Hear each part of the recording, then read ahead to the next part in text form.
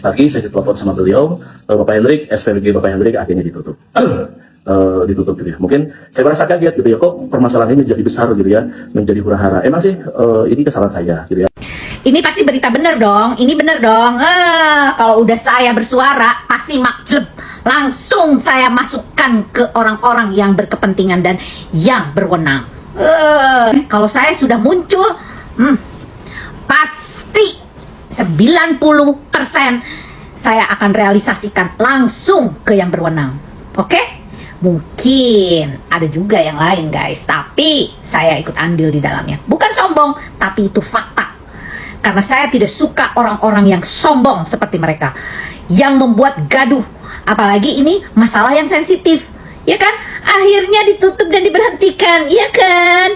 Coba kita mau tahu aja realisasi di belakangnya seperti apa. Atau cuma untuk menutupi kegaduhan saja gitu maksudnya. Coba kita tanya, saya Pak Ivan Gunawan, ya kan? Coba kita tanya. Kan teman baiknya, bener nggak? Nah gitu dong. Terima kasih ya untuk Ibu Bu Nani, Ibu siapa lagi tuh yang berkepentingan tuh. Dan ini direalisasikan karena keresahan rakyat itu memang harus diperhatikan. Karena hal ini adalah hal yang menyakitkan gitu loh. Kita sudah resah tentang MBG-nya, dia flexing. Gimana dong? Ya nggak sih guys? Nah gitu, jadi orang tuh harus down to earth gitu loh. Jangan sampai kamu itu sombong gitu, lupa daratan gitu. Dan buat apa kalian flexing? Udah gitu pakai lapor pula. Kalau lapor kamu, polisinya yang gua kejar. Kalau sampai itu diproses, polisinya yang gua kejar. Apakah dia mahasiswa gue? Liatin aja. Ampun ya. Parah kalau sampai polisi memproses laporan kamu. Lucu. Ada apa? Nah, itu. Ya. Anda berhadapannya 2 kali nanti dengan saya. Oke? Pantau terus guys. Jangan sampai lolos orang-orang kayak begini. Ingat itu. Salam, Rita Gading. Yang saya pikirkan itu bukan mental saya. Silakan Anda mencaci maki saya, menghina saya, habis-habisan. Sumpah demi Allah Rasulullah, saya tidak ada niat untuk melecehkan program Bapak Subianto. Tidak ada sedikit pun saya untuk melecehkan rakyat Indonesia.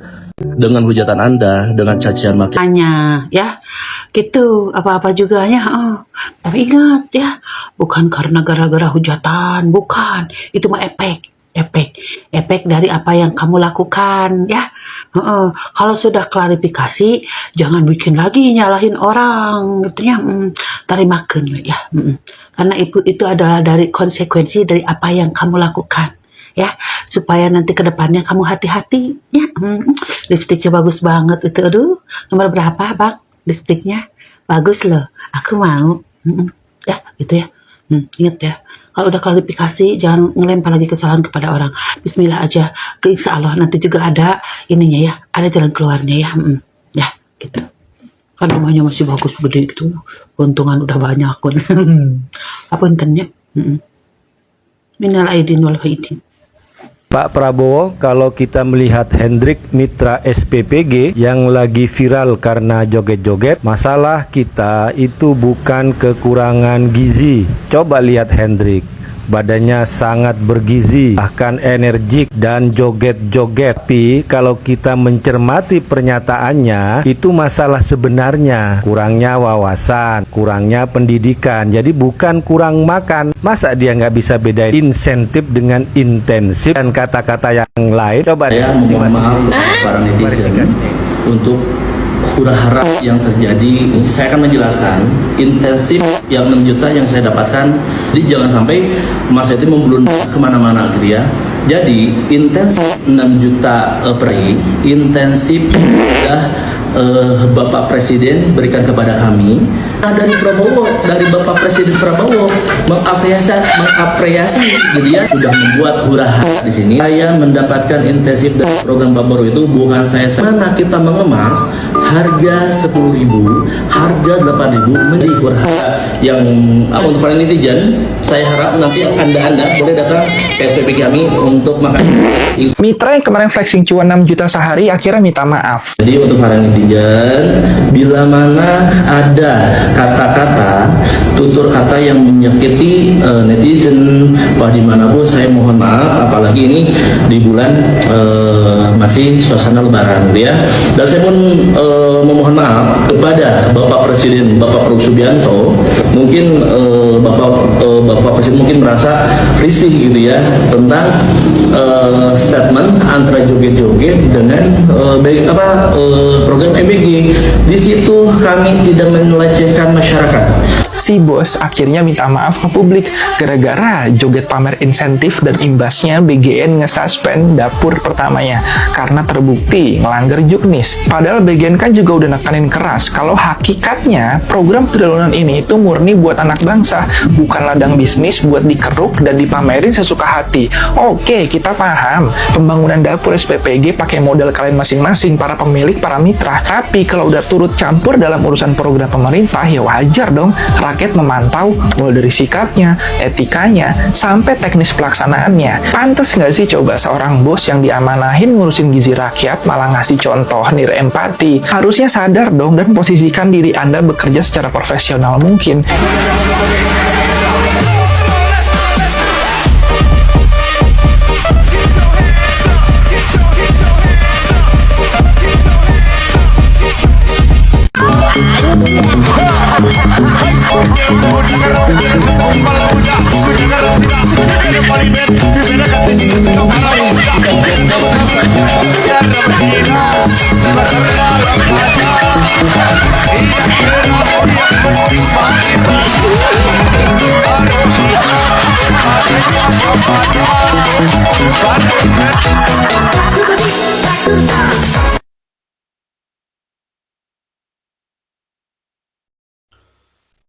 Salve, Assalamualaikum warahmatullahi wabarakatuh.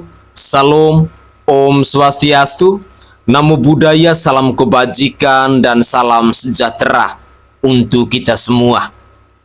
Pemirsa sekalian, kasus suspend SPG milik Hendrik Irawan di wilayah Pangauban, Batu Jajar, Bandung Barat.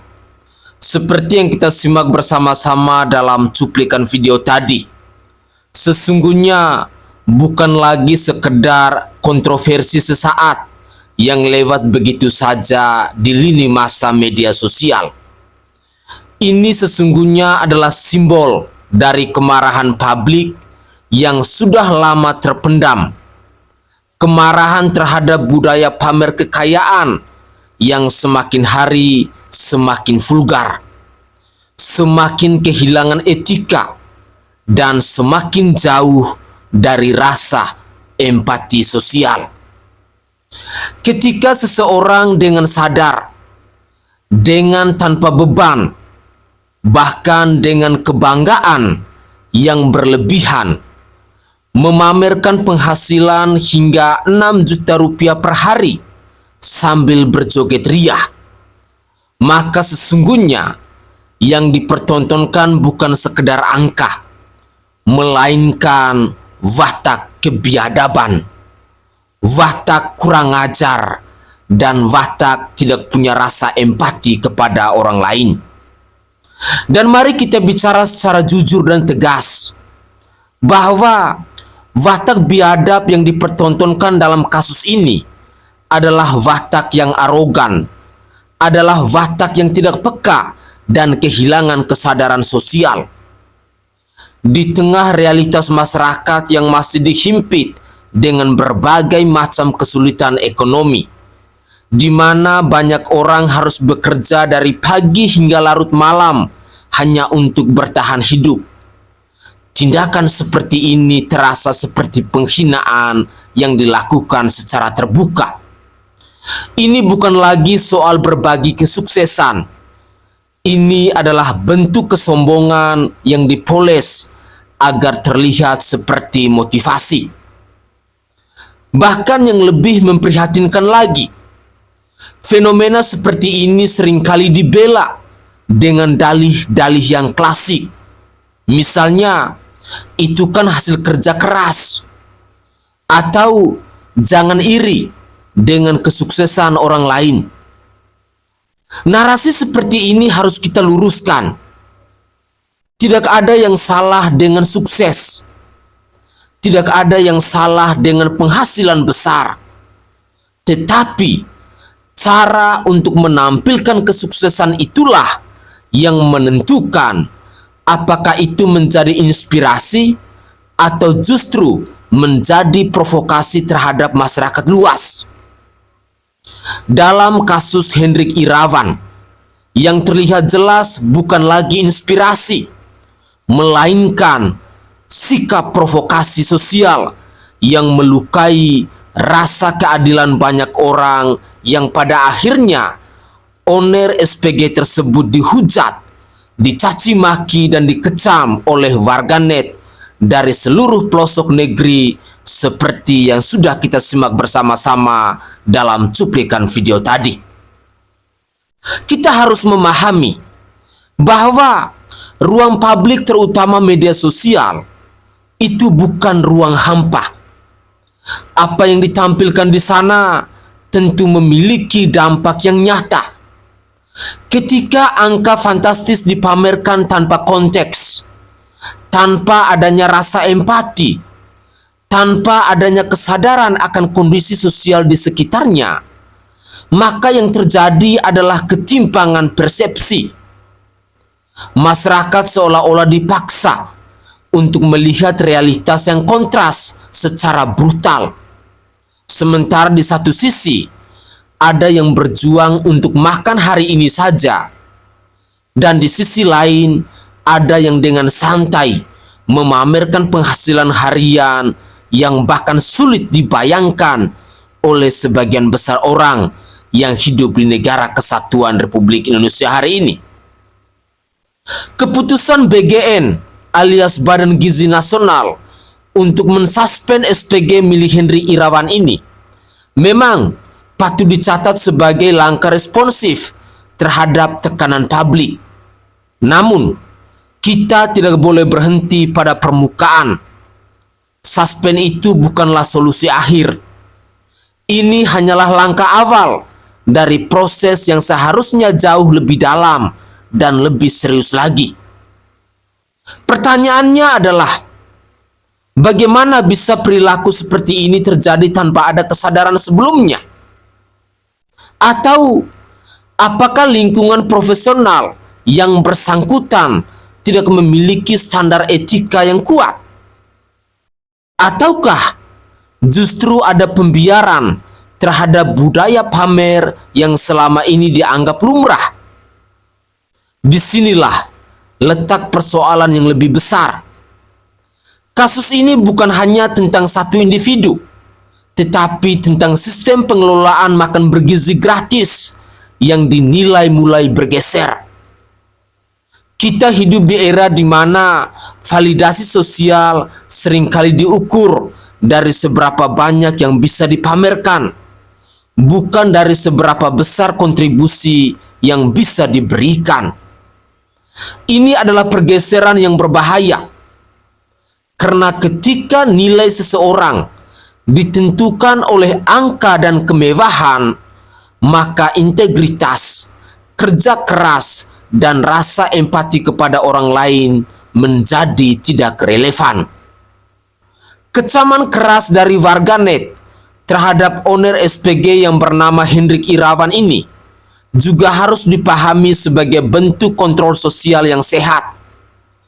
Ini bukan soal kebencian pribadi. Ini adalah reaksi kolektif terhadap pelanggaran nilai. Publik hari ini semakin kritis, semakin sadar, dan tidak lagi mudah terpesona oleh kemewahan yang dipertontonkan tanpa makna. Mereka pastinya akan melihat lebih dalam. Mereka pastinya akan menilai, dan mereka pastinya akan berani untuk bersuara ketika ada sesuatu yang dianggap tidak pantas. Bahkan lebih jauh lagi, tindakan flexing seperti ini akan berpotensi merusak generasi muda. Anak-anak muda yang masih dalam proses mencari jati diri bisa dengan mudah untuk terjebak dalam ilusi bahwa kesuksesan adalah tentang angka yang besar dan tentang gaya hidup yang mewah. Mereka bisa kehilangan arah, mengejar validasi yang instan, dan mengabaikan proses panjang yang seharusnya dilalui dengan integritas dan kerja keras. Ini adalah dampak jangka panjang yang tidak bisa dianggap remeh. Oleh karena itu, kecaman terhadap Hendrik Irawan harus menjadi bagian dari upaya yang lebih besar untuk mengoreksi arah. Kita sesungguhnya harus berani untuk mengatakan bahwa tidak semua yang bisa dipamerkan layak untuk dipamerkan. Bahwa kesuksesan sejati sesungguhnya tidak membutuhkan panggung yang berisik. Bahwa kerendahan hati adalah bagian yang tak terpisahkan dari keberhasilan yang bermakna. Di samping itu, institusi yang mengelola makan bergizi gratis, program unggulan dari Bapak Presiden Prabowo Subianto dan Gibran Rakabuming Raka, juga harus mengambil pelajaran serius dari kasus ini. Tidak cukup hanya dengan memberikan sanksi. Harus ada pembenahan sistem, harus ada penguatan nilai, dan harus ada penegakan etika yang konsisten. Setiap individu yang berada dalam lingkup profesional harus benar-benar memahami bahwa mereka tidak hanya membawa nama pribadi, tetapi juga nama dari sebuah institusi, yaitu makan bergizi gratis. Dan setiap tindakan di ruang publik tentu memiliki konsekuensi yang tidak bisa dihindari. Pada akhirnya, kasus ini adalah cermin bagi kita semua. Cermin yang mau menunjukkan bahwa di tengah kemajuan teknologi dan keterbukaan informasi, kita masih berhadapan dengan persoalan mendasar, yaitu bagaimana menjadi manusia yang memiliki rasa empati dengan kehidupan orang lain. Karena tanpa adanya rasa empati, kekayaan hanya akan menjadi alat untuk menyombongkan diri. Tanpa adanya rasa empati, kesuksesan hanya akan menjadi panggung untuk mencari pengakuan kosong. Dan jika masih ada yang menganggap bahwa flexing adalah hal yang biasa, maka biarlah kasus Hendrik Irawan ini menjadi pelajaran yang keras. Bahwa publik tidak lagi diam, bahwa kesombongan yang dipertontonkan akan selalu berhadapan dengan penilaian sosial, dan bahwa pada akhirnya bukan angka yang menentukan nilai seseorang, tetapi sikap dan kontribusinya terhadap sesama. Karena di dunia yang penuh dengan ketimpangan ini, yang dibutuhkan bukan lebih banyak orang yang pamer kekayaan, tetapi lebih banyak orang yang punya kesadaran untuk menjaga rasa hormat terhadap perjuangan orang lain. Pemirsa sekalian, dari kasus Hendrik Irawan, masyarakat Indonesia akhirnya mulai berasumsi bahwa program makan bergizi gratis adalah ladang bisnis yang sangat menjanjikan untuk setiap owner SPG yang ada di bangsa Indonesia. Sementara di sisi lain, hampir setiap waktu masyarakat Indonesia selalu disuguhkan dengan pemberitaan kasus keracunan dari program makan bergizi gratis ini. Narasi seperti ini perlu saya luruskan dengan tegas. Mengatakan bahwa kasus Hendrik Irawan mau membuktikan program MBG sebagai ladang bisnis yang menjanjikan bagi setiap owner SPG adalah sebuah kesimpulan yang sangat tergesa-gesa. Bahkan akan sangat berbahaya jika dijadikan sebagai sebuah pembenaran. Justru yang terlihat dari peristiwa ini adalah dua wajah yang saling bertolak belakang. Di satu sisi ada potensi ekonomi, tetapi di sisi lain ada persoalan serius terkait etika, terkait kualitas, dan terkait rasa tanggung jawab. Memang benar, setiap program termasuk makan bergizi gratis bisa membuka peluang usaha. Itu adalah fakta yang tak bisa dipungkiri. Banyak sektor tumbuh karena adanya program atau tren tertentu. Namun, peluang ekonomi tidak pernah berdiri sendiri. Ia selalu datang bersama tanggung jawab. Ketika peluang itu dimanfaatkan tanpa kontrol, tanpa standar, tanpa integritas, maka yang terjadi bukan kemajuan, melainkan kekacauan.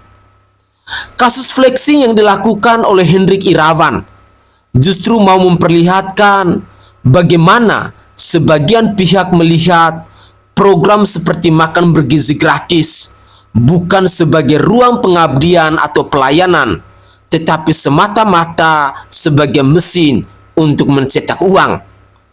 Ini adalah problem yang paling mendasar, karena ketika orientasi utamanya hanya keuntungan, maka kualitas, keamanan, dan kepentingan publik seringkali menjadi nomor sekian. Dan disinilah kekhawatiran publik menjadi sangat masuk akal. Di tengah klaim bahwa ini adalah ladang bisnis yang menjanjikan, masyarakat juga terus disuguhi pemberitaan tentang dugaan kasus keracunan yang dikaitkan dengan makan bergizi gratis ini. Terlepas dari benar atau tidaknya setiap kasus secara spesifik, persepsi yang terbentuk adalah ada sesuatu yang tidak beres. Ada celah dalam pengawasan, ada standar yang mungkin tidak dijalankan dengan konsisten. Ini bukan hal yang sepele ketika sebuah program bersentuhan langsung dengan konsumsi masyarakat, terutama jika terkait makanan ataupun produk yang dikonsumsi banyak orang, maka aspek keamanan dan kualitas adalah harga mati. Tidak ada ruang untuk kompromi. Satu saja kasus keracunan bisa meruntuhkan kepercayaan publik yang dibangun bertahun-tahun lamanya. Dan di titik inilah menjadi sangat ironis ketika di satu sisi ada pihak yang dengan bangganya memamerkan keuntungan besar, sementara di sisi lain masyarakat dihantui rasa kekhawatiran akan keamanan produk yang dikonsumsi oleh anak-anak mereka. Ini sesungguhnya telah menciptakan kontradiksi yang tajam. Apakah keuntungan besar itu benar-benar dihasilkan dari sistem yang sehat, atau justru dari praktik yang mengabaikan standar? Masyarakat Indonesia sesungguhnya harus cerdas dalam membaca situasi ini. Jangan sampai kita terjebak dalam narasi yang hanya mau menonjolkan sisi cuan tanpa melihat risiko dan tanggung jawab di baliknya. Tidak semua peluang bisnis layak dikejar jika fondasinya rapuh. Tidak semua keuntungan patut dibanggakan jika diperoleh dengan mengorbankan kualitas atau keselamatan orang lain. Bagi para pelaku usaha, ini adalah peringatan keras. Jika memang ingin menjadikan makan bergizi gratis sebagai peluang bisnis, maka yang harus dikedepankan adalah profesionalisme, standar operasional yang ketat, transparansi, dan komitmen terhadap kualitas. Bukan flexing, bukan pamer angka, bukan mencari validasi di media sosial. Karena pada akhirnya, yang akan dinilai oleh publik bukan seberapa besar penghasilan, tetapi seberapa besar tanggung jawab yang harus dijalankan. Bagi pemerintah atau pihak pengelola program, ini juga menjadi alarm penting. Pengawasan tidak boleh longgar, evaluasi harus dilakukan secara berkala. Setiap laporan harus ditindaklanjuti dengan serius, karena kepercayaan publik adalah fondasi utama dari keberhasilan program apapun. Tanpa itu semua, sebaik apapun konsepnya, program tersebut akan runtuh oleh ketidakpercayaan. Dan bagi masyarakat, ini adalah momen untuk bersikap kritis. Jangan mudah terpesona oleh cerita sukses yang dipamerkan. Lihat gambaran besarnya. Tanyakan, apakah sistemnya aman? Apakah kualitasnya terjamin? Apakah ada transparansi? Karena pada akhirnya, pelajaran terbesar dari kasus ini bukanlah bahwa makan bergizi gratis adalah ladang bisnis yang menjanjikan. Pelajaran yang jauh lebih penting adalah Setiap peluang harus diimbangi dengan rasa tanggung jawab. Setiap keuntungan harus dibarengi dengan integritas. Dan setiap program yang menyangkut kepentingan publik harus dijaga dengan standar yang tak bisa ditawar-menawar. Jika tidak, maka yang akan terjadi bukan kesuksesan bersama, melainkan krisis kepercayaan yang perlahan akan menghancurkan semuanya. Semoga saja narasi singkat saya ini bisa menyadarkan para mitra-mitra SPG lain yang ada di negara kesatuan Republik Indonesia ini. Saya Sainai dari Provinsi Nusa Tenggara Timur. Saatnya kita yang rakyat jelata harus berani untuk bersuara. Salam hormat, salam NKRI, dan salam Pancasila untuk kita semua.